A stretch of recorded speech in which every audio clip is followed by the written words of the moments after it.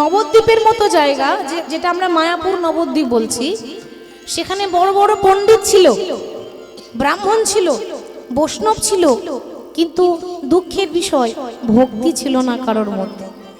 বড় বড় পণ্ডিত, বিদেশ থেকে ছেলে মেয়েরা পড়াশোনা করতো, সংস্কৃতে পড়াশোনা করতে আসতো নবদ্বীপে, বেদ অধ্যয়ন করতে আসতো, শাস্ত্র পড়তে আসতো, কিন্তু পণ্ডিত হলে কি হবে মা? ভক্তি ছিল না। আর ভগবানকে পেতে গেলে পাণ্ডিত্য দিয়ে নয়, জ্ঞান দিয়ে নয়, ভক্তি দিয়েই পাওয়া যায়। তাহলে আজকে সেই শিবাসের ঘরেই মহাপ্রভু হরিনাম করতেন, কারণ শিবাস শুধু মনে মনে ভাবতেন যে আমার মতো অধম আর কেউ নেই। এই নত ভাবটাই ভগবান বেশি ভালোবাসেন। তো সেই শিবাসের ঘরে মহাপ্রভু হরিনাম করছেন, আর শিবাসকে বলছে, শিবাস হরিনাম করার আগে, শুরু করার আগে একটা নিয়ম আছে, যারা হরিনাম গাইবেন, যারা শুনবেন, সবাইকে কিন্তু তিলক সেবা করে দিতে হয়। এটা নিয়ম, শাস্ত্র বিধান দিয়েছে। মহাপ্রভু আদেশ করলেন, আর শিবাস সবাইকে মালা চন্দন করে দিয়েছে। বড়ই অবতার রে ভাই, বড়ই অবতার, বড়ই অবতার, গৌরপতি তেরে বিলাওয়াল প্রেমের ভান্ডার, তেরে বিলাওয়াল প্রেমের ভান্ডার, পতি তেরে বিলাওয়াল প্রেমের ভান্ডার। গৌর হরি শুধু আমাদেরকে নয়, মানে হিন্দুকে নয়, যারা জবন, জবন মানে মুসলমান, তাদেরকে উদ্ধার করেছেন। যেমন এই জবন হরিদাস, হারিস থেকে হরিদাস হয়েছে, চাঁদ কাজীকে উদ্ধার করেছে। জবনের নাচে গাই তারাও বলে হরি নাম, তারাও বলে হরি নাম। এই হেন অবতারে অবতারে বঞ্চিত বলো,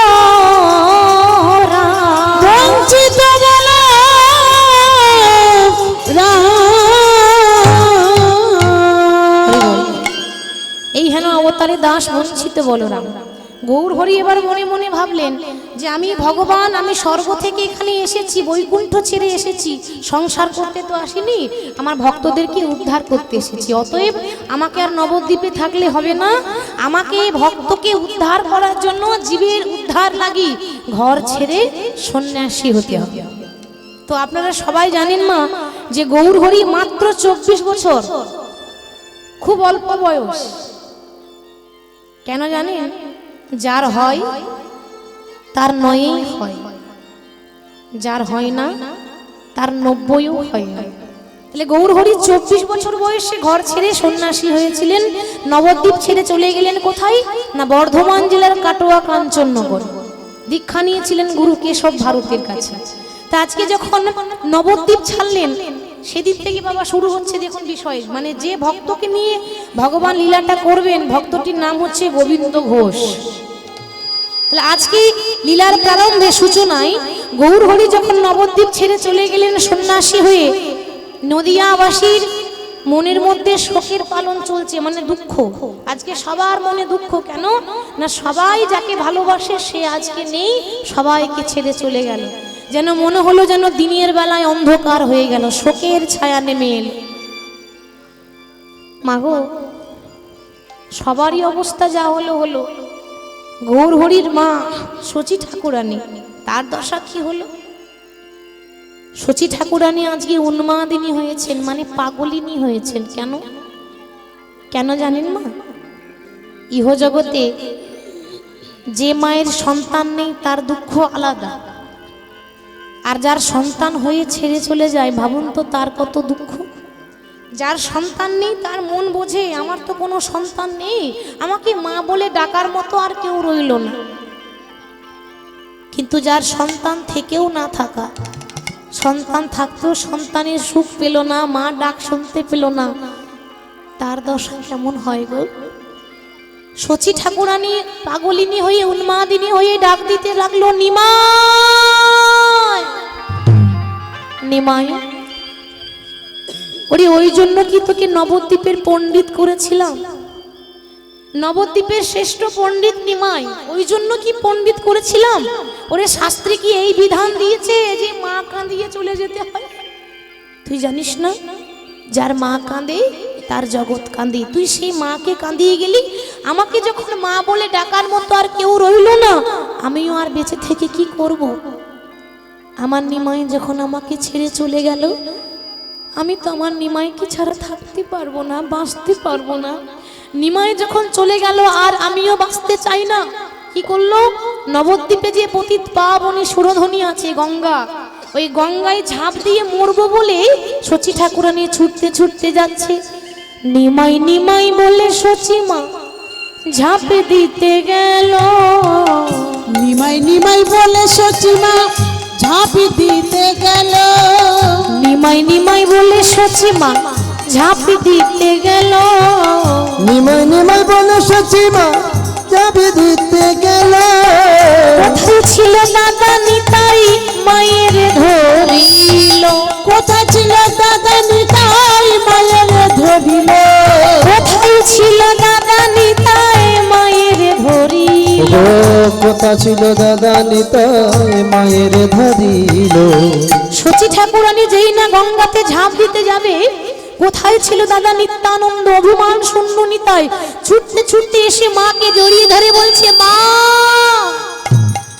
মাগো, বলি আমি কি তোমার ছেলে নই মা? আমি কি তোমার ছেলে নই মা? আমি কি তোমার ছেলে নই মা? আমি কি তোমার ছেলে নই মা? তোমার নিমাই গেছে নিতাই আছে, আমি কি তোমার ছেলে নই? তোমার নিমাই গেছে নিতাই আছে, আমি কি তোমার ছেলে নই? তোমার নিমাই গেছে নিতাই আছে, আমি কি তোমার ছেলে নই? তোমার নিমাই গেছে নিতাই আছে, আমি কি তোমার ছেলে নই মা? কোথায় ছিল দাদা নিতাই মায়ের ধরিল। কোথা ছিল দাদা নিতাই মায়ের ধরিল।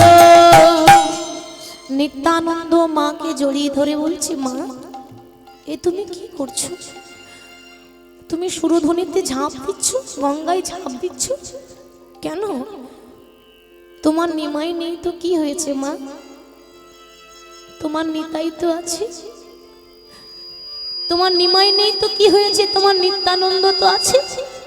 আমি জানি তুমি আমাকে গর্ভে ধারণ করোনি, আমি জানি যে আমার সঙ্গে তোমার রক্তের সম্পর্ক নেই, কিন্তু মা শুধু রক্তের সম্পর্ক থাকলেই যে হয় তা হয় না। হরি বলি, আজকে তোমার নিমাই তোমায় ছেড়ে চলে গেল, আমি তো তোমায় ছেড়ে যাইনি, আমি তো তোমাকে আছি মা বলে ডাকার মতো। সচি ঠাকুরানী বলে উঠল, ওরে নিতাই, তুই আমাকে মা বলে ডাকলি? আহা, আমার নিমাই তো এটা বুঝলো না। আমার নিমাই চলে যাওয়ার আগে একবারও আমার কথা ভাবলো না রে নিতাই। তবে তুই যখন আমাকে মা বলে ডাকলি, এই অভাগিনী মায়ের একটা কথা রাখবি বাবা? নিতাই বলছে, বলো মা, কি কথা রাখতে হবে? তুই না আমাকে মা বলে ডেকেছিস, এই কাঙালিনী এই অভাগিনী মা তোকে হাত জোর করে বলল, পারবি পারবি আমার নিমাইকে আমার কাছে ফিরিয়ে এনে দিতে? মা, আমি নিত্যানন্দ অভিমান শূন্য নিতাই, যার মধ্যে কোনো রাগ অভিমান নেই, সিধাম নবদ্বীপে দাঁড়িয়ে সুরধনীকে গঙ্গাকে সাক্ষী রেখে প্রতিজ্ঞা করে গেলাম, নিমাই যদি সন্ন্যাসী হয়ে থাকে তবু আমি তোমার সঙ্গে সাক্ষাৎ করাবো, নিমাই যদি সন্ন্যাসী নাও হয়ে থাকে তবু আমি তোমার সঙ্গে সাক্ষাৎ করাবো। নিত্যানন্দ ছলনা করে মা ও ছেলে সাক্ষাৎ করিয়েছিল বাবা। কোথায়? শান্তিপুরে অদ্বৈত আচার্যের গৃহে, তাই না? ছলনা করে। কেন না? গৌরহরি বৃন্দাবনের পথ চিনতেন না। যখন সন্ন্যাসী হয়ে বৃন্দাবন যাচ্ছেন তখন ছোট ছোট রাখালগণকে জিজ্ঞাসা করছে, বলতে পারিস বৃন্দাবনের পথ কোনটা? নিত্যানন্দ বলে দিয়েছে, ওরে আমার ভাই যদি জিজ্ঞাসা করে তো শান্তিপুরের পথটা দেখিয়ে দিস। এই ছলনা করে গৌরহরি ভুল করে শান্তিপুরে গেছিল। আর শান্তিপুরে যখন গিয়েছে, মানে ভুলবশত রাস্তা ভুল করে ওই শান্তিপুরে ভুল জন্যে আজকে মা ও ছেলের সাক্ষাৎ হয়ে গেল আবার, মানে দ্বিতীয়বার। মা ছেলের যখন পুনরায় সাক্ষাৎ হয়ে গেল, মা ছেলে যখন এক জায়গায় হয়ে গেল, তো মহাপ্রভু অর্থাৎ নিমাই বলে উঠল, মা তুমি জানো না, যখন কেউ সন্ন্যাসী হয়ে যায়, সন্ন্যাসী হওয়ার পর তার ঘরের, তার সংসারের কোনো পরিবারের বা তার মা যদি সামনে এসে দাঁড়িয়ে যায়, তার যাওয়ার পথটা যে পিচ্ছল হয়ে যাবে। হরি বল, তাহলে তুমি কেন এলে? হরি বল, শচী ঠাকুরানী বলল, ওরে নিমাই খোকা, তুই জগৎবাসীর কথা ভাবলি, একবারও তো অভাগিনী মায়ের কথাটা ভাবলি না, একবারও তো কাঙালিনী মায়ের কথাটা ভাবলি না। ওরে তুই তো চলে যাবি, আমি কাকে নিয়ে থাকবো? আমাকে যে মা বলে ডাকার মতো আর কেউ রইল না। একবারও আমার যন্ত্রণাটা বুঝলি না খোকা? নিমাই তখন বলছে, মা তুমি নিজের কথা ভাবলে, জগৎবাসীর কথাটা একবারও ভাবলে? তুমি শুধুমাত্র নিজের কথাটা ভাবছো। আমি যেমন তোমার সন্তান, এই কলিহত জীবের মানুষরাও তো আমার সন্তান। তুমি যেমন বলছো যে তোকে ছাড়া আমি থাকতে পারবো না, আমি বলছি ওদেরকে ছাড়া আমিও তো থাকতে পারবো না মা। আমার কলিহত জীব, তারা যে উল্টো পথে যাচ্ছে, তাদেরকে যে সঠিক পথ দেখাতে হবে। আমি তো সংসার করব বলে আসিনি, আমি তো আনন্দ করব বলে আসিনি মা। তুমি আমার যাওয়ার পথে এইভাবে পিছল করে দিও না। মা ততই কাঁদছে। গৌর হরি বলল, মা তুমি কাঁদছো? মা গো, তোমার কাছে একটাই নিবেদন, আমি চলে যাওয়ার পর আর কোনোদিন যেন তুমি আমার জন্য কাঁদবে না। কেন জানো? এই জগতে যার জন্য কাঁদবে সেই আঘাত দেবে। কি গো মা, তাই না? যাকে বেশি ভালোবাসবেন দেখবেন সেই আপনাকে আঘাত দেয়, সেই আপনাকে যন্ত্রণা দেয়। ছেলে মেয়ে নাতি নাতনি এদের জন্য সবাই কাঁদতে পারে, সংসারের জন্য সবাই কাঁদতে পারে, কিন্তু কজন আছে যে ভগবানের জন্য কাঁদতে পারে? ছেলে মেয়ে নাতি নাতনি সংসারের জন্য সবারই চোখে জল পড়ে, কিন্তু কজন আছে যে ভগবানের জন্য চোখ থেকে দুফোঁটা জল ফেলতে পারে? মাগো, কাঁদতে যদি হয় তা আমার জন্য কেঁদো না। কেন জানো? কাঁদিলে নিমাই বলে, ও মা নিমাই তুমি হারাবে। নিতাই গৌর হরি মাই বলে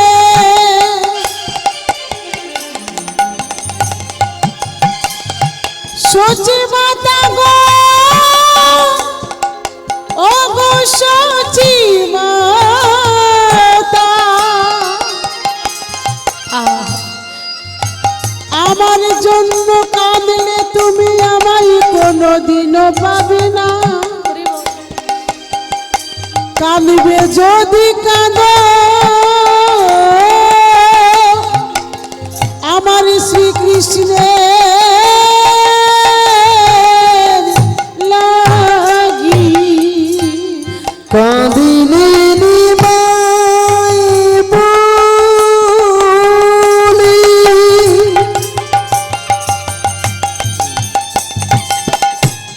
নিমাই তুমি হারালে। মা কাঁদিলে শ্রীকৃষ্ণ বলি, কৃষ্ণ তুমি পাবে। ও মা কাঁদিলে শ্রীকৃষ্ণ বলে, হরি বল। ও মা কৃষ্ণ তুমি পাবে। ও মা কাঁদিলে শ্রীকৃষ্ণ বলি, কৃষ্ণ তুমি পাবে। কাঁদিলে কৃষ্ণ